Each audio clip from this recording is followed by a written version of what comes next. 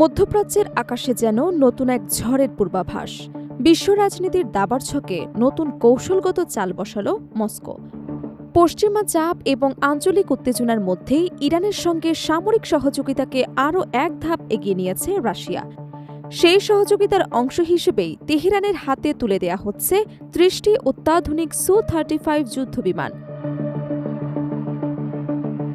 প্রতিরক্ষা বিশ্লেষকদের মতে এই পদক্ষেপ শুধু ইরানের আকাশ প্রতিরক্ষার সক্ষমতাই বাড়াবে না, বরং মধ্যপ্রাচ্যের সামরিক এবং ভূ রাজনৈতিক সমীকরণেও নতুন বাস্তবতার সূচনা করতে পারে।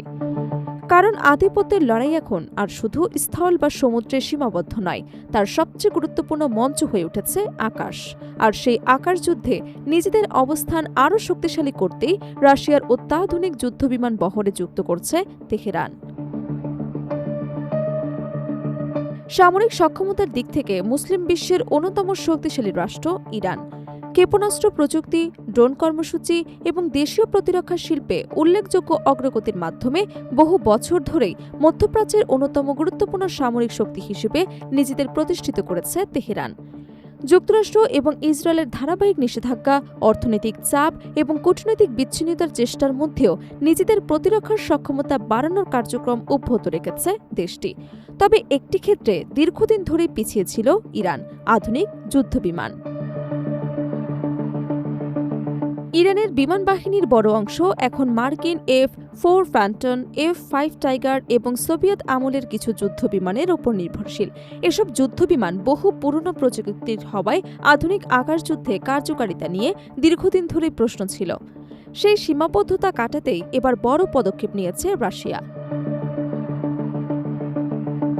বিভিন্ন আন্তর্জাতিক গণমাধ্যমের তথ্য অনুযায়ী চলতি বছরের শেষ নাগাদ ইরানের কাছে ৩০টি অত্যাধুনিক সু-35 যুদ্ধবিমান হস্তান্তরের প্রস্তুতি চলছে। প্রতিবেদনে বলা হয়েছে, এরই মধ্যে ২০টি যুদ্ধবিমানের উৎপাদন সম্পন্ন হয়েছে এবং বাকি ১০টি ডিসেম্বরের মধ্যে সম্পন্ন হবে।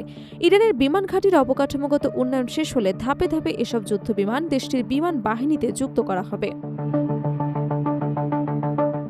প্রতিরক্ষা বিশ্লেষকদের মতে, স্নায়ুযুদ্ধ পরবর্তী সময়ে এটি ইরানের অন্যতম বড় সামরিক অস্ত্র চুক্তি। বিভিন্ন সূত্রের তথ্য অনুযায়ী রাশিয়ার কাছে মোট ৪৮টি সু-35 যুদ্ধবিমানের অর্ডার দিয়েছে তেহরান। ফলে প্রথম ধাপের ৩০টি সরবরাহের পর পর্যায়ক্রমে বাকি বিমানও ইরানের বহরে যুক্ত হতে পারে।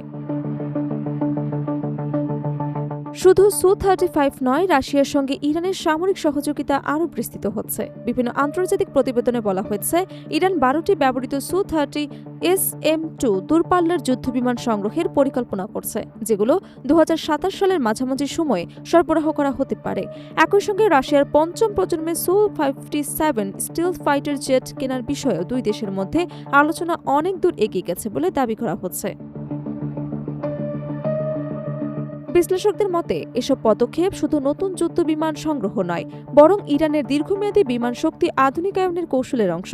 এতে দেশটির আকাশ প্রতিরক্ষা, দূরপাল্লার অভিযান পরিচালনার সক্ষমতা এবং আকাশ যুদ্ধের কার্যকারিতা উল্লেখযোগ্যভাবে বাড়তে পারে। সামরিক বিশেষজ্ঞদের ভাষ্য অনুযায়ী সু-35 বিশ্বের অন্যতম সক্ষম চতুর্থ প্রজন্মের মাল্টিরোল ফাইটার। এতে রয়েছে শক্তিশালী ER-20E রাডার, উন্নত ইলেকট্রনিক ওয়ারফেয়ার ব্যবস্থা, দূরপাল্লার আকাশ থেকে আকাশে নিক্ষেপযোগ্য ক্ষেপণাস্ত্র এবং উচ্চমাত্রার ম্যানুভারেবিলিটি। প্রায় ১৫০০ থেকে ২০০০ কিলোমিটার পর্যন্ত যুদ্ধ ব্যাসার্ধের এই যুদ্ধবিমান একাধিক লক্ষ্যবস্তুতে একসঙ্গে অভিযান পরিচালনায় সক্ষম। বিশ্লেষকদের ধারণা, সু-35 ইরানের বহরে যুক্ত হলে দেশটির আকাশ প্রতিরক্ষা এবং প্রতিরক্ষা ক্ষমতা উল্লেখযোগ্যভাবে বৃদ্ধি পাবে। বিশেষ করে দীর্ঘদিন ধরে পুরনো প্রযুক্তি নির্ভর বিমান বহরের যে সীমাবদ্ধতা ছিল, তার অনেকটাই কাটিয়ে উঠতে পারত তেহরান। বর্তমান মধ্যপ্রাচ্যের পরিবর্তিত সামরিক বাস্তবতায় রাশিয়া ইরানের এই ক্রমবর্ধমান প্রতিরক্ষা সহযোগিতাকে অত্যন্ত তাৎপর্যপূর্ণ হিসেবে দেখছেন আন্তর্জাতিক বিশ্লেষকরা। তাদের মতে, এই যুদ্ধবিমান সরবরাহ আঞ্চলিক সামরিক ভারসাম্যে নতুন সমীকরণ তৈরি করতে পারে। তবে এর প্রকৃত প্রভাব পড়বে বিমানগুলো কত দ্রুত ইরানের বহরে যুক্ত হয়, কিভাবে সেগুলো পরিচালনায় আনা হয় এবং অঞ্চলের অন্যান্য দেশ এই পরিবর্তনের কী ধরনের কৌশলগত প্রতিক্রিয়া দেখায় তার উপর।